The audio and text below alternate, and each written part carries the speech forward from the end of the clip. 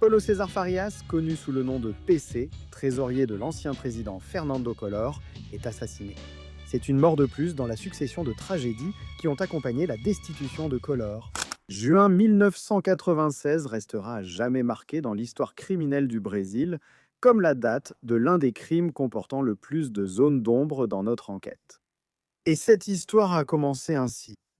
Dans la nuit du 22 juin 1996, un samedi, une femme en talons hauts et aux ongles peints en rouge est entrée dans un vidéoclub à Massio. Elle a regardé les étagères et passé devant les nouveautés et a choisi une cassette en particulier. Le nom du film était O Assassino, un thriller sur un homicide mystérieux où la police tente de découvrir s'il s'agit ou non d'un crime passionnel. Elle est repartie en voiture avec le sac en plastique jusqu'à une maison de policiers sur la plage au nord de la ville, où elle a retrouvé son petit ami. Ils ont dîné avec le frère de son petit ami et la petite amie de ce dernier aussi.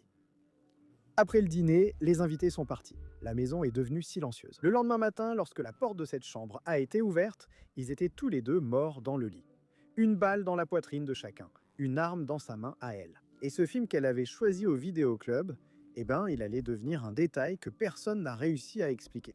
Je suis Marcos Campos et ceci est une vidéo spéciale, différente des vidéos habituelles de la chaîne. Aujourd'hui, nous allons aborder 5 affaires que la justice brésilienne, franchement, je pense qu'elle préférerait que vous oubliez. 5 histoires où l'enquête a dérapé, où la scène du crime a été totalement contaminée, où des témoins ont disparu, où un rapport d'expertise a été falsifié, où ceux qui devaient enquêter étaient justement ceux qui auraient peut-être dû faire l'objet d'une enquête.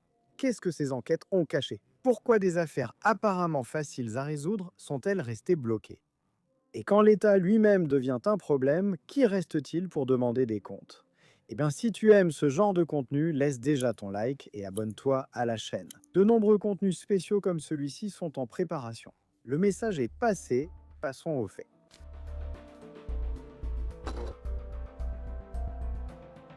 Pour comprendre ce qui s'est passé dans cette maison de plage, il faut qu'on remonte dans le temps. Fernando Collor de Melo a été le premier président élu au suffrage direct en 1989.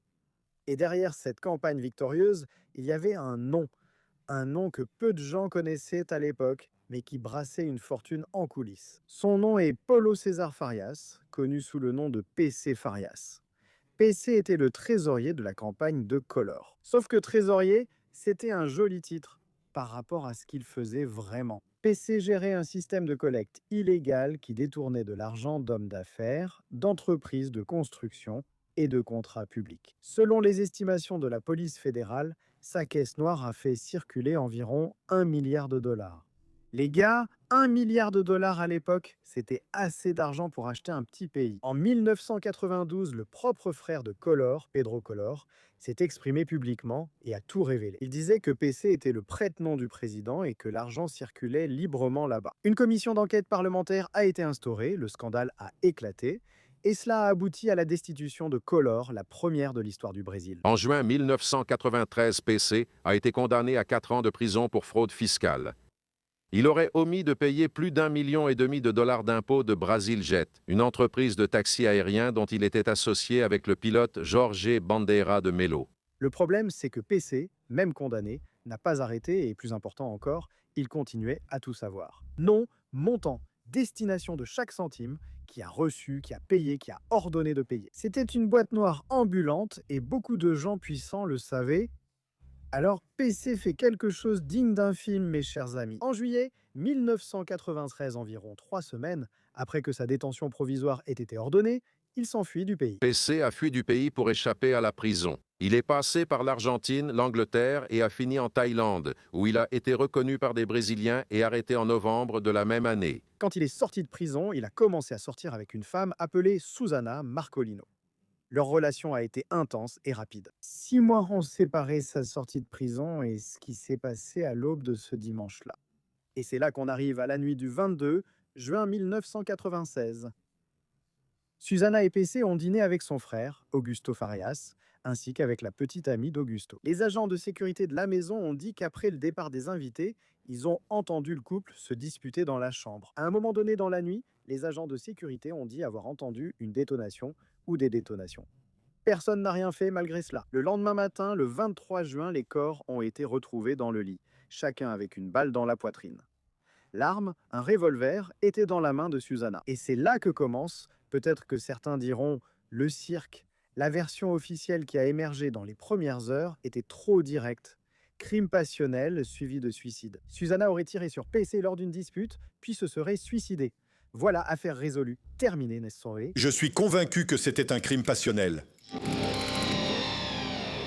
Pour donner du poids à cette version, un groupe de 11 experts a été envoyé à Massio. Ils étaient dirigés par le médecin légiste Fortunato Badam Palares de l'Unicamp. Badam Palares était un nom très célèbre dans la criminalistique brésilienne, et son rapport correspondait à la version de la police. Susanna a tué PC pendant qu'il dormait, et ensuite s'est suicidée. Un crime passionnel, rien de plus. Notre conclusion est que Susanna a tué PC et s'est suicidée. D'après les éléments recueillis, il n'y a aucune possibilité qu'une troisième personne soit impliquée dans cette affaire. Mais cette version a commencé à s'effondrer presque immédiatement. Le premier problème, la scène du crime.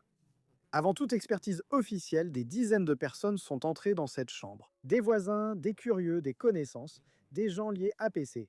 Tout a été contaminé, des objets ont été déplacés, l'environnement a été complètement contaminé. Toute trace qui aurait pu révéler ce qui s'est réellement passé là-bas a été compromise avant d'être enregistrée et analysée. Au Brésil, on ne respecte pas la scène de crime qui devrait être isolée. On ne peut examiner la scène de crime que si elle a été totalement préservée. Car tout ce qui est là sera lié au crime. Mais il y a toujours un mais, n'est-ce pas? Le problème de la scène de crime n'était que le début.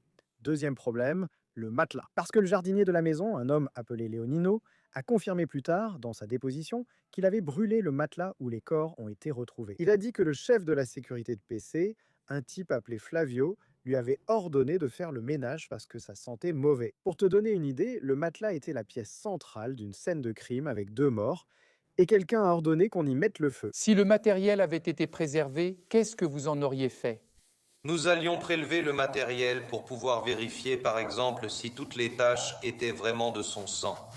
Troisième problème, Susanna était plus petite que PC. Et le médecin légiste d'Alagoas, Giorgi Sanguinetti, qui a réalisé une expertise indépendante 10 mois plus tard, a indiqué que la trajectoire de la balle qui a tué PC serait incompatible avec l'angle que Susanna aurait pu atteindre, étant donné la différence de taille entre les deux. Sanguinetti a dit que le tir qui a tué PC venait d'un professionnel, un tir unique, précis, sans hésitation, et que Susanna n'aurait pas pu en être l'auteur pour cette raison.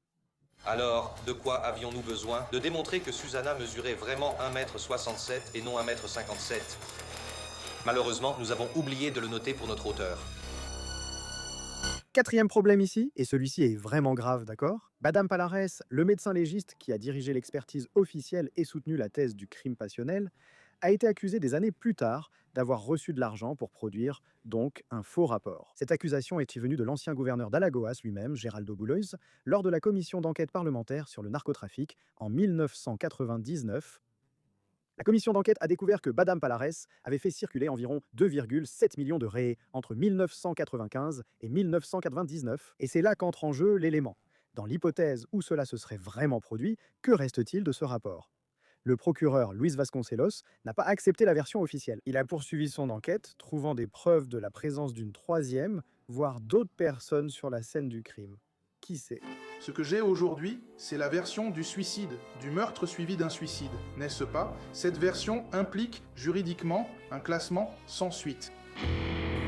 Il a également dénoncé 4 anciens gardes du corps de PC, Adeildo dos Santos, Reginaldo Correia, Josemar dos Santos et José Geraldo da Silva. Tous détails importants continuaient à être employés par la famille Farias, même après la mort de leur patron. L'affaire est arrivée à la Cour suprême qui a rejeté en 2011 le dernier recours des gardes du corps et envoyé les 4 devant la cour d'assises. Et c'est là qu'il y a eu un nouveau rebondissement.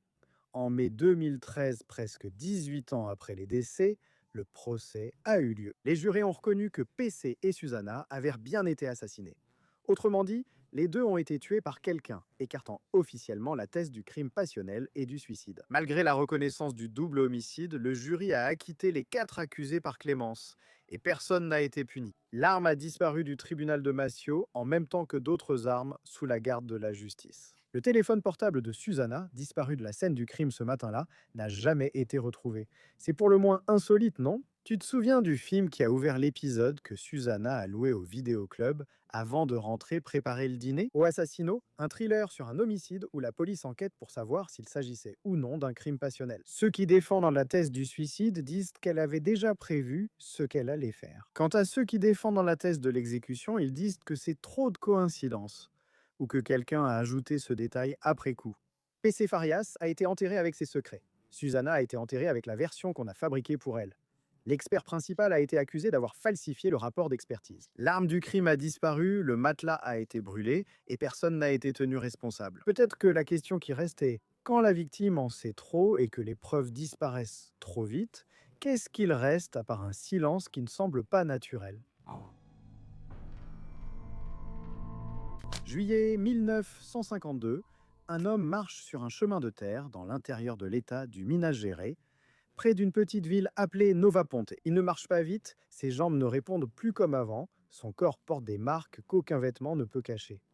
Les séquelles de plusieurs années de torture dans une cellule sans lumière. Il s'appelle Sébastien Naves et il vient de recevoir un télégramme qu'il a dû demander à son fils de lire, car il est analphabète. Le télégramme disait quelque chose d'impossible. L'homme qu'il aurait soi-disant tué il y a 15 ans était vivant et vivait à la ferme de son père, à moins de 100 km de l'endroit où Sébastien a passé 8 ans en prison pour un meurtre qui n'a jamais eu lieu. Sébastien a fait irruption dans la chambre où son cousin dormait, l'a serré dans ses bras et a dit une phrase qui résume tout. « Dieu merci, tu es en vie. Allons à Araguari pour que tout le monde voie que mon frère et moi sommes innocents. » Sauf que son frère, Joachim, était déjà mort, détruit par les séquelles de la torture, et il n'a jamais su que le mort était vivant. Mais pour comprendre comment deux hommes innocents ont été condamnés pour avoir tué quelqu'un qui n'était pas mort, il faut revenir à 1937, Araguari, dans l'intérieur de l'État du Minas Gerais, région du Triangle Mineiro.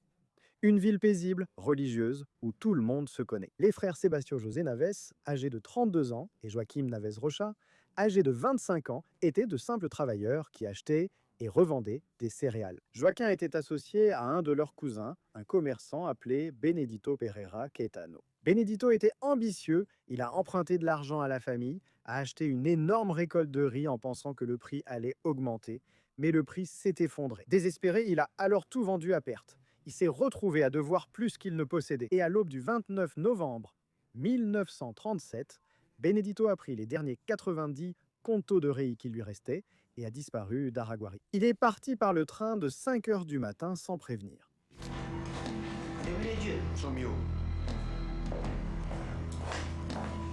Comment ça, il a disparu? Je n'ai pas dormi à la maison. Quand les frères Nave se sont rendus compte que leur cousin avait disparu et qu'il portait une bonne somme d'argent, ils ont fait ce qu'il fallait. Ils sont allés au commissariat et ont signalé sa disparition. Ils voulaient aider à retrouver Benedito, sauf que se rendre au commissariat a été la pire erreur de leur vie. Au cours des premières semaines, l'affaire a été traitée par un commissaire civil sans problème majeur. Il se trouve que le 22 décembre 1937, le commissaire a été remplacé. Et celui qui a pris la relève était un individu qui allait détruire la vie de 2 familles entières.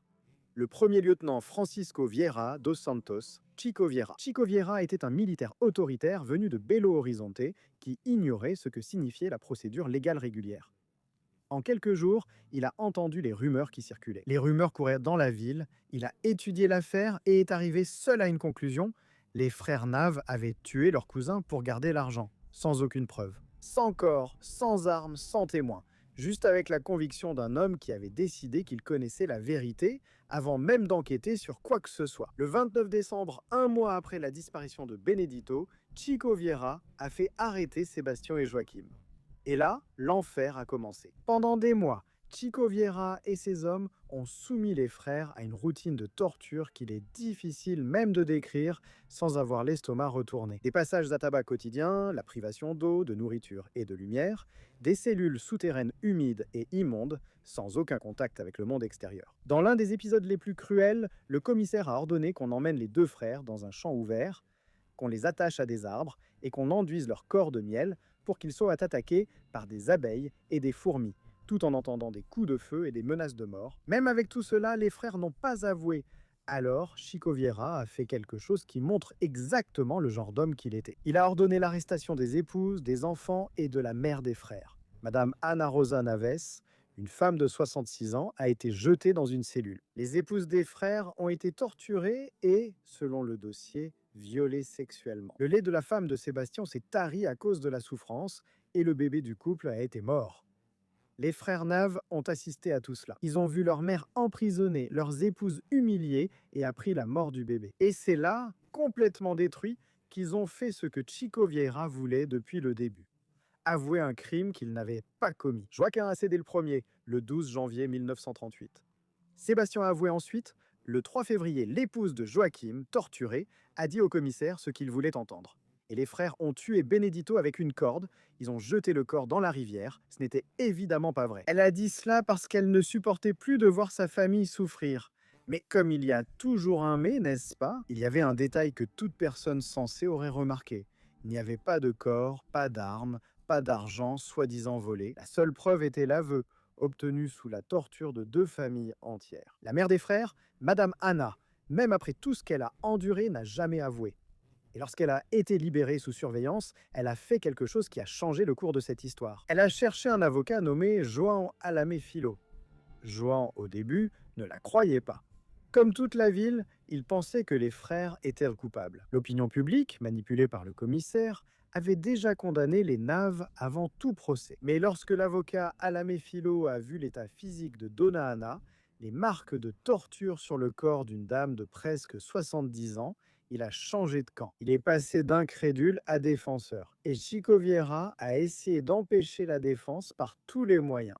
Lorsque l'avocat a obtenu un habeas corpus signé par un juge, le commissaire ne l'a tout simplement pas respecté. Il a remis un faux certificat sur la localisation des prisonniers, prétendant qu'ils étaient déjà libérés, alors qu'en réalité, ils étaient encore torturés dans les sous-sols du commissariat. Les frères Nave ont été jugés 2 fois. Les 2 fois, le jury populaire les a acquittés. 2 fois, le peuple d'Araguari a examiné les faits et a dit « Il n'y a pas de preuves, il n'y a pas de corps, ces hommes sont innocents ». Sauf qu'à l'époque de l'Estado Novo, le tribunal de justice pouvait réformer le verdict du jury. Ce qui n'est plus possible aujourd'hui. Et c'est exactement ce qui s'est passé. Le tribunal a condamné les frères à 25 ans et 6 mois de prison pour un meurtre sans corps, sans armes, sans argent. Ce qui était le plus important dans toute cette histoire, après tout, cela aurait été le mobile. Il y a une preuve, basée sur des aveux arrachés de force à 2 hommes qui ont vu leur mère, leurs épouses et leurs enfants être torturés devant eux. Après 8 ans et 3 mois de prison, les frères ont été libérés conditionnellement pour bonne conduite. Joachim est sorti détruit. Les séquelles de la torture avaient ruiné sa santé. Il est allé vivre dans une maison de retraite pour se soigner. En mai 1948, Chico Vieira est mort d'un accident vasculaire cérébral à Belo Horizonte. 3 mois plus tard, en août, Joaquim Naves est mort à la maison de retraite. Il est mort malade, indigent, portant sur son corps les marques d'un crime qui n'a jamais existé. Et sans savoir que la preuve définitive de son innocence viendrait 4 ans plus tard. En juillet 1952, Benedito Pereira Quetano, qu'on croyait mort, est réapparu vivant à Nova Ponte, dans la ferme de son père, 15 ans après avoir disparu. Ne me tue pas, cousin. Grand-père, ne me tue pas. Sébastien se retrouve face à face avec Benedito et a une réaction surprenante. Tu es vivant, cousin.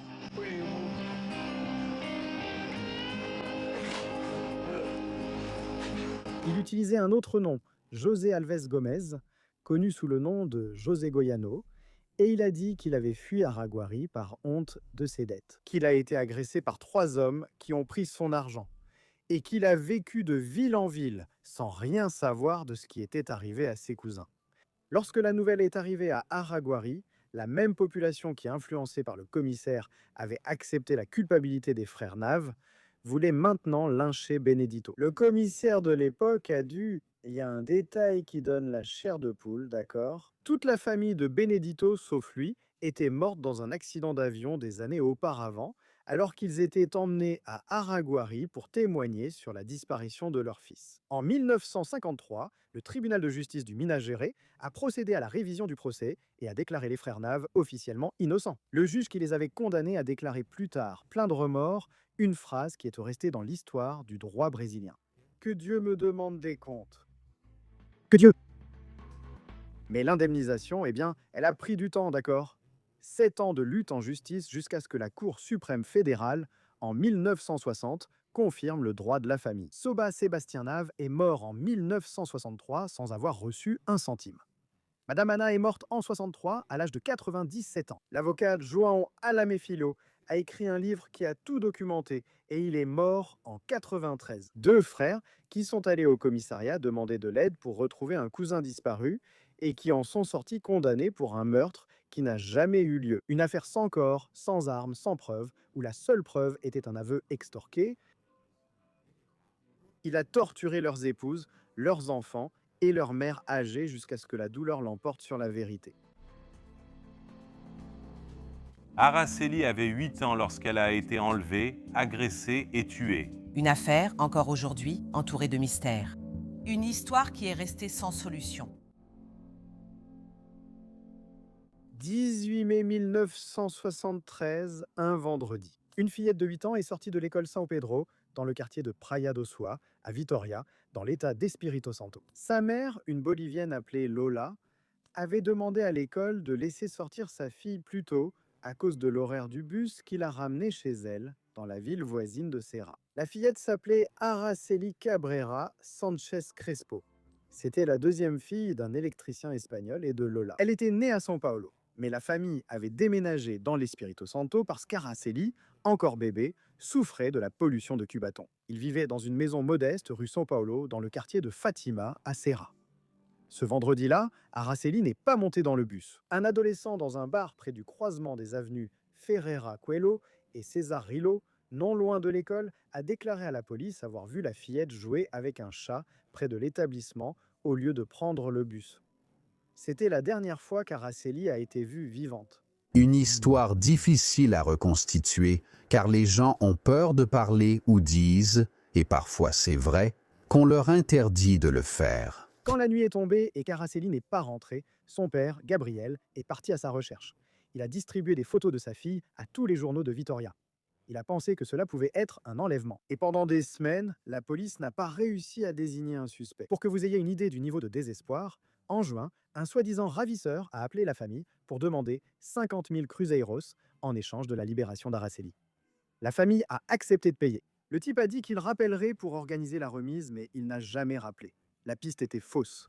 La presse de l'Espírito Santo a commencé à faire pression. Les journalistes ont demandé à la police locale de demander de l'aide à la police de Guanabara ou au renseignement de l'armée. Des amis de la famille ont offert une récompense de 20 000 cruzeiros pour toute information, mais rien. 6 jours après la disparition, le 24 mai, le corps d'un enfant a été retrouvé dans un terrain vague derrière l'hôpital pour enfants de Vitoria. Le corps était dans un état avancé de décomposition, défiguré par de l'acide.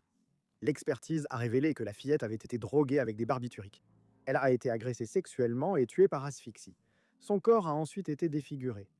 Le père d'Araceli s'est rendu sur les lieux avec la presse. D'abord, il a identifié le corps comme sa fille, puis le lendemain, il a déclaré que ce n'était pas elle. Les autorités ont déclaré que l'état psychologique de la famille ne permettait pas une identification fiable. Finalement, l'identification a été confirmée. Et c'est ici que l'affaire entre dans le territoire qui donne son nom à cette vidéo. Tout pointait vers deux noms, Paulo Constantin Relao et Dante Brito Michelini, connus sous le nom de Dantinho. Les deux appartenaient à des familles puissantes de l'Espírito Santo. Les Michelini étaient des grands propriétaires terriens avec des connexions au gouvernement militaire. Les Relao avaient une influence équivalente. Paulo et Dantinho étaient ainsi connus en ville comme consommateurs de drogue. Selon la version principale de l'enquête, Paulo Relao aurait enlevé Araceli après les cours et l'aurait emmené au bar Franciscano sur la plage de Camburi, un établissement qui appartenait à Dantinho. Là, la fillette aurait été droguée, violentée et séquestrée. Mais enquêter sur des familles puissantes n'était pas si simple. Ça ne l'est toujours pas à imaginer à cette époque. Et c'est exactement ce qui s'est passé. Le sergent José Homero Dias était le policier le plus proche de conclure l'enquête. Il était sur le point de terminer son travail lorsqu'il a été assassiné. Des balles dans le dos. Après sa mort, l'affaire a longtemps été oubliée.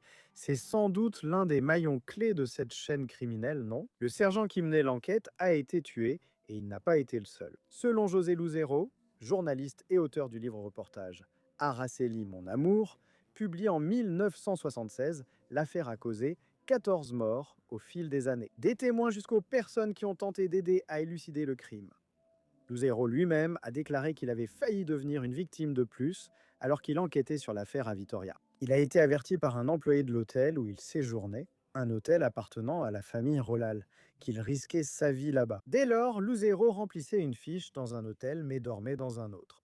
Son livre a fini par être censuré par le gouvernement militaire à la demande des avocats des accusés. Mais la partie la plus insolite de toute cette histoire, c'est le corps d'Araceli. Il est resté presque 3 ans à l'Institut médico-légal en attendant l'enterrement. 3 ans. Une fillette de 8 ans, morte de la façon la plus brutale possible, et son corps est resté 3 ans abandonné dans une morgue. En août 1977, 4 ans après le crime, le procureur Walmart Bermudes a finalement inculpé 3 personnes, Paulo Elal, Dantinho et le père de Dantinho, Dante de Barros Michelin. En 1980, le juge Hilton Silly a condamné Paulo et Dantinho à 18 ans de réclusion chacun. Et Dante, le père, à 5 ans. Parmi les condamnés figurent les accusés suivants. Paulo Constantin Lau et Dante Brito Michelin.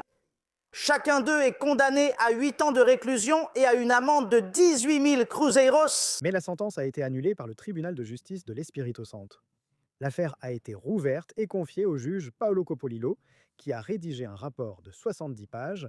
En 1991, il a acquitté tous les accusés faute de preuves. Manque de preuves dans une affaire où l'enquêteur qui était le plus proche de rassembler toutes les preuves avait trouvé les suspects, les accusés. Le principal enquêteur a été assassiné, des témoins sont morts, le journaliste qui a essayé de couvrir l'affaire a failli être tué et son livre a été censuré.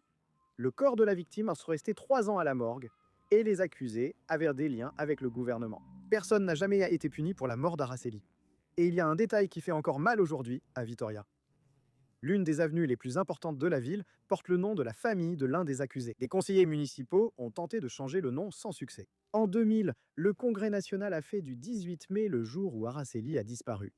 La journée nationale de lutte contre les abus et l'exploitation sexuelle des enfants et des adolescents. C'est la seule chose qui reste de l'affaire. Une date sur le calendrier. Justice ? Aucune. En 2026, plus de 50 ans après le crime, Dantinho Dante de Brito Michelini a été retrouvé mort, décapité et carbonisé dans l'état d'Espírito Santo. La police enquête toujours sur les circonstances. Araceli n'avait que 8 ans. Un vendredi, elle a joué avec un chat sur le trottoir en sortant de l'école au lieu de prendre le bus et n'est jamais rentrée chez elle. Le père a distribué des photos, le corps est apparu défiguré, le policier qui enquêtait a été tué, les témoins sont morts les uns après les autres, le journaliste a été menacé, le livre censuré, les accusés acquittés. Et l'avenue qui porte le nom de leur famille est toujours là. La façade de l'école maternelle base, au centre de São Paulo, pourrait cacher une agence louant des enfants pour des contenus pornographiques. La police enquête.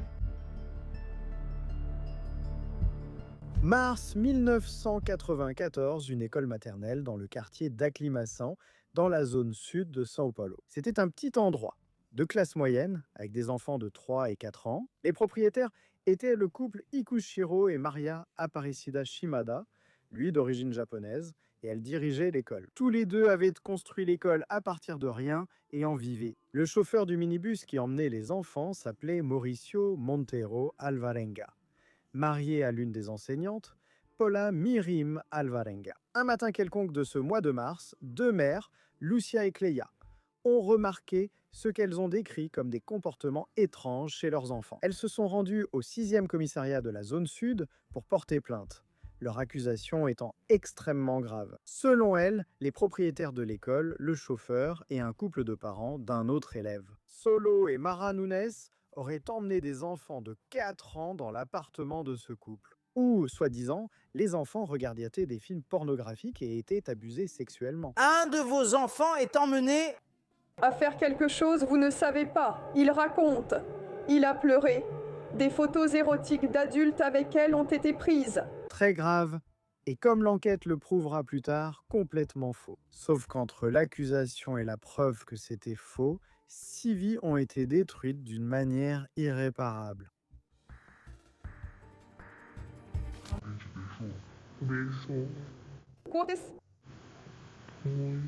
Et l'oncle a pris une photo. Il en a pris une. Cette tante-là, elle se mettait toute nue. Le commissaire chargé de l'affaire s'appelait Edelcio Lemos. C'est ici que tout part vraiment en vrille. Et Delcio a fait ce qu'un commissaire ne devrait jamais faire. Avant de conclure l'enquête, avant toute preuve concrète, il a donné une interview à Red Globo en affirmant que l'histoire était probablement vraie. Il a dit très clairement qu'il y avait une grande possibilité que les accusations soient également irréelles. Un baiser, une étreinte, une position même érotique ne laisse pas de traces. Cela ne veut pas dire que cela n'a pas eu lieu. Monsieur, êtes-vous convaincu qu'il y a eu des actes libidineux? Ah, cela est déjà prouvé. Deux énormes irresponsabilités, tant chez l'orateur que chez l'éditeur. Pour que tu comprennes ce que cela a signifié, le commissaire de police, l'autorité officielle de l'affaire, est allé à la télévision nationale et a essentiellement condamné 6 personnes avant même d'enquêter. Sans rapport d'expertise conclusif, sans preuves matérielles, sans même avoir entendu formellement les accusés. Et les médias ont fait le reste, n'est-ce pas? Ce qui a suivi, c'était un lynchage public. Tous les grands médias, Globo, SBT, Folha de São Paulo, Estadão, le magazine Isto É, l'éditeur Abril, ont couvert l'affaire, comme si la culpabilité était déjà prouvée. Les accusés étaient qualifiés de criminels. Les reportages omettaient un détail crucial. La police avait effectué une perquisition surprise dans l'appartement du couple Solo et Mara, là où les abus étaient censés se produire, n'est-ce pas? Et ils n'avaient absolument rien trouvé, aucune cassette, aucune preuve, rien du tout. Or, le fait que la perquisition n'ait rien trouvé n'a tout simplement pas été mentionné dans les reportages. Est-ce que c'était par peur, sachant déjà l'ampleur de la catastrophe qui s'était produite? Le récit était déjà construit. Les propriétaires de l'école étaient des monstres. Le chauffeur était complice du monstre. Le couple de parents fournissait l'appartement. Le public a adhéré et la réaction a été violente. L'école a été envahie au petit matin. Un groupe d'habitants du quartier a pénétré dans les lieux et a tout saccagé. Ils ont tagué les murs, détruit les meubles et le matériel. Ils ont lancé des bombes artisanales à l'intérieur du bâtiment. Les cours ont été suspendus. Le policier qui assurait la sécurité sur place est parti. Les envahisseurs cachaient leur visage, mais donnèrent des interviews aux mêmes journalistes qui avaient alimenté cette fureur. Et l'accusé, Ikushiro Shimada, a eu une crise cardiaque. J'ai eu des problèmes de santé. J'ai eu une crise cardiaque à cause de cette affaire. Ma femme a dû suivre un traitement psychiatrique et moi, j'ai été complètement empêché de travailler. Les 6 ont dû se cacher. Ils ont tout perdu. L'école, le revenu, la réputation, la vie sociale. Ils étaient reconnus dans la rue comme des abuseurs d'enfants. Personne ne voulait s'approcher d'eux. Des employés ont été agressés. Pendant ce temps, la véritable enquête, celle qui aurait dû être menée avant n'importe quel gros titre, se poursuivait sans trouver aucune preuve. Comme il n'a rien trouvé après des mois, le commissaire Edelcio Lemos a été écarté de l'affaire. D'autres commissaires ont pris le relais. L'un d'eux, Gerson de Carvalho, a fait ce qu'Edelcio aurait dû faire dès le début. Il a enquêté méthodiquement, sans la pression des caméras. Monsieur, vous ferez ainsi parfaitement. Vous demanderez un psychologue pour discuter. J'ai pu obtenir un psychologue pour m'accompagner lors des interrogatoires des enfants. En juin 1994, 3 mois après le début du cirque, Gerson de Carvalho a déclaré officiellement innocent tous les accusés. Après beaucoup de souffrances, de prison et d'humiliation, la justice a constaté et proclamé que tous étaient innocents. L'enquête a été classée. Innocents, tous, 6 personnes dont la vie a été détruite par un crime qui n'a jamais existé. Mais la rétractation de la presse, quand elle est arrivée, n'a rien eu de comparable à l'ampleur de l'accusation. La justice a condamné le gouvernement de São Paulo à verser une indemnisation à 2 propriétaires et à un chauffeur de l'école base. Ils ont tout perdu après avoir été accusés d'abus sexuels sur des enfants. Le commissaire responsable de la divulgation des fausses accusations, Edelcio Lemos, devra également verser une indemnisation de 10 000 reais aux 3 victimes. Les médias n'ont pas dit que les accusés étaient innocents. Ils ont dit que l'enquête avait été close faute de preuves. Pour ceux qui avaient tout lu École du sexe à la une du journal, manque de preuves ne signifiait pas innocence, cela signifiait qu'ils s'en étaient sortis. Et les conséquences pour les innocents ont été permanentes. Paula, la professeure, n'a plus jamais réussi à travailler dans l'éducation. Partout où elle allait, on la reconnaissait comme la professeure qui avait abusé d'enfants. Elle et Mauricio ont divorcé. Maria Aparecida Shimada, la propriétaire de l'école, est morte d'un cancer en 2007. Son mari, Ikoshiro, est mort d'une crise cardiaque en 2014. Il en avait déjà eu une première en 1994 lorsque l'affaire a éclaté. Tous les deux sont morts avant de recevoir toutes les indemnités que la justice avait ordonnées. La justice a ensuite condamné l'État de São Paulo et les médias à verser des indemnités. Le Trésor public a été condamné à verser 250 000 réais à chacun des propriétaires de l'école. La Cour supérieure de justice a aussi exigé que le commissaire Edelcio Lemos rembourse à l'État les sommes versées. Parce que, selon la décision de la ministre Eliana Calmon, ce n'est pas la presse qui a causé le principal préjudice, mais la conduite irresponsable du commissaire qui a porté des accusations sans fondement avant toute preuve. Pour mesurer tout cela, parmi tous les grands journaux polistes de l'époque, un seul a refusé de céder à l'hystérie. Le Diario Popular a publié une petite note dans les pages intérieures, et s'est arrêté là. Tous les autres ont relayé l'accusation sans preuve à la une. 6 personnes innocentes, une école détruite, des carrières d'eau brisées, des mariages détruits, 2 morts, avant de recevoir ce que la justice avait ordonné de payer. Tout a commencé car un commissaire a donné une interview à la télévision avant de finir son travail, sans vérifier si la dénonciation était fondée. Mais je te demande, cette indemnisation qui a été fixée, est-elle suffisante? Elle le serait, non? Parce qu'ils n'ont même pas reçu assez pour reconstruire tout ce qui a été détruit. Le massacre d'Akkari a eu lieu en 1990. Des policiers et des militaires, membres d'un groupe d'extermination, ont enlevé 11 jeunes habitants de la communauté d'Akkari et ont exigé une rançon. Personne ne sait à ce jour où se trouvent les victimes. « 26 juillet 1990, un jeudi. 11 jeunes de la favela d'Akkari, dans la zone nord de Rio de Janeiro, passèrent la journée dans une ferme à Magé, dans la Baixada Fluminense. La plupart étaient des adolescents. Ils faisaient comme tout groupe de jeunes un jour de congé, tuant le temps loin de la routine de la favela. Vers 23 h, un groupe d'environ 6 hommes cagoulés est arrivé sur place. Ils se sont identifiés comme policiers et ont envahi la ferme. Ils ont maîtrisé tout le monde et ont retenu les 11 jeunes. Ils les ont menacés de mort, ont exigé de l'argent et des bijoux. Ensuite, ils ont contacté les familles. Ils ont demandé une rançon. Les familles, désespérées, ont rassemblé ce qu'elles avaient.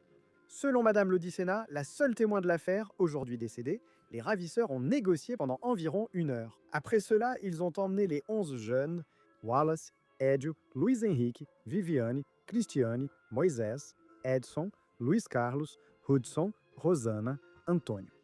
Aucun d'entre eux n'a jamais été revu. Aucun corps n'a été retrouvé à ce jour. Ils avaient dit à leurs parents qu'ils passeraient le week-end ici, mais ne sont pas rentrés lundi. Le jeudi 26, 6 hommes armés et cagoulés sont entrés dans la maison et ont emmené les garçons dans 2 voitures. Mais qui étaient ces hommes cagoulés, au juste?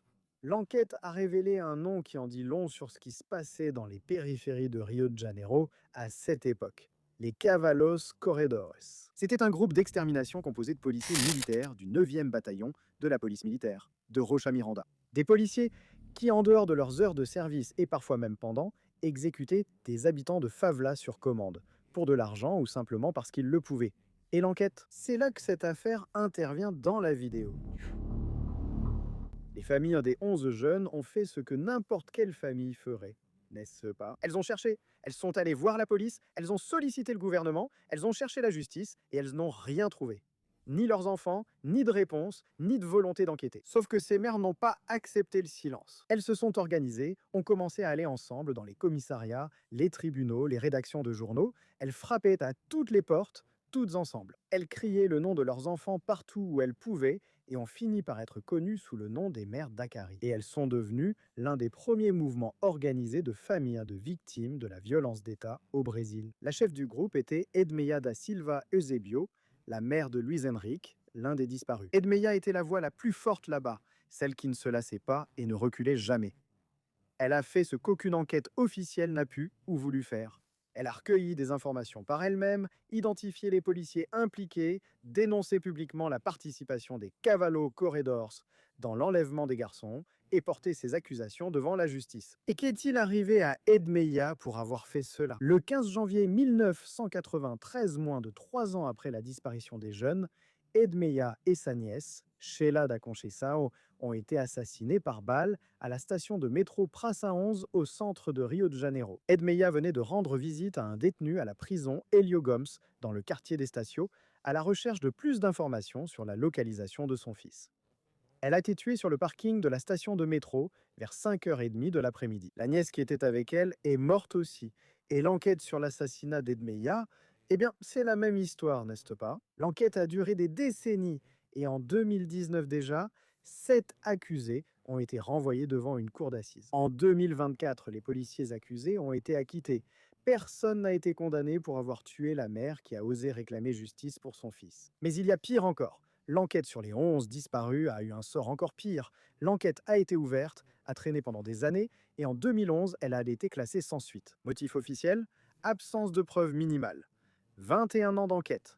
Et la conclusion a été: nous n'avons pas suffisamment de preuves. L'action en indemnisation que les familles ont intentée contre l'État de Rio a été prescrite. Et pour que tu comprennes ce que signifie la prescription, dans ce contexte, les familles ont mis tellement de temps à se battre en justice que la justice a déclaré que le délai pour demander réparation était dépassé. Les 11 jeunes ont disparu, personne n'a retrouvé les corps, personne n'a vraiment enquêté, la mère qui a réclamé a été assassinée, et à la fin, l'État a dit que le délai pour demander réparation était expiré. Les mères d'Akari n'ont pas abandonné, cependant, elles ont porté l'affaire à l'étranger. Avec l'aide d'organisations comme Projeto Legal Crioula et la Red de Comunidad e Movimento contra a Violencia, elles ont présenté l'affaire à la Commission interaméricaine des droits de l'homme. En 2006, en décembre 2024, 34 ans après la disparition, la Cour interaméricaine a condamné le Brésil. La sentence est claire. Les 11 jeunes d'Akari ont été victimes de disparitions forcées par des agents de l'État. Le Brésil n'a pas mené d'enquête sérieuse. Les mères qui ont cherché à obtenir justice ont été traitées de façon discriminatoire, selon la Cour, en raison du racisme et de la discrimination liée à leur lieu de résidence.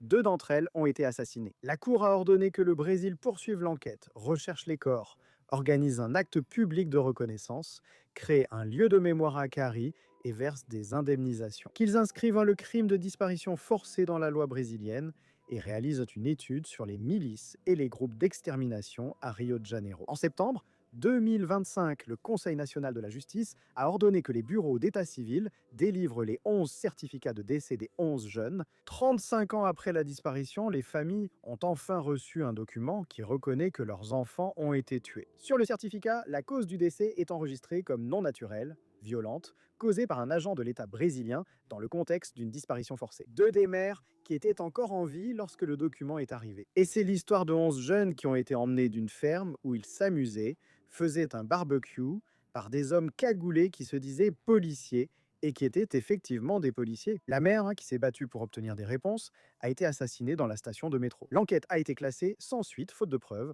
Le droit à indemnisation s'est prescrit et il a fallu que le Brésil soit condamné par un tribunal international pour que, 35 ans plus tard, quelqu'un reconnaisse officiellement que ces jeunes existaient, qu'ils s'étaient enfuis et qu'ils avaient été tués. 5 affaires, 5 façons différentes dont l'enquête a échoué. Perce Farias est mort dans une chambre où les preuves ont été détruites avant l'expertise et l'expert principal a été accusé d'avoir falsifié le rapport d'expertise. Les frères Nave ont vécu un enfer, 8 ans en prison pour un meurtre qui n'a jamais eu lieu et la victime est réapparue vivante 15 ans plus tard. Araceli, une fillette de 8 ans, a été assassinée par des gens trop puissants pour être punis. Et le policier qui a tenté d'enquêter a reçu une balle dans le dos. À l'école base, un commissaire a détruit des vies innocentes parce qu'il a préféré donner une interview avant de faire son travail. À Akari, 11 jeunes ont été emmenés par la police. La mère qui a demandé justice a été exécutée et il a fallu la condamnation du Brésil pour reconnaître ces faits. 5 histoires, et dans toute la même question. Quand ceux qui devraient protéger sont justement le problème, qui reste-t-il pour demander des comptes ? C'est tout. C'était le spécial 5 affaires que la justice voudrait sans doute que vous oubliez. Indiquez quelle histoire vous a le plus marqué, abonnez-vous, d'autres épisodes spéciaux arrivent, activez la cloche, likez, commentez et devenez membre si possible pour soutenir la production. Merci pour votre compagnie, bisous du roux et à bientôt pour le prochain épisode.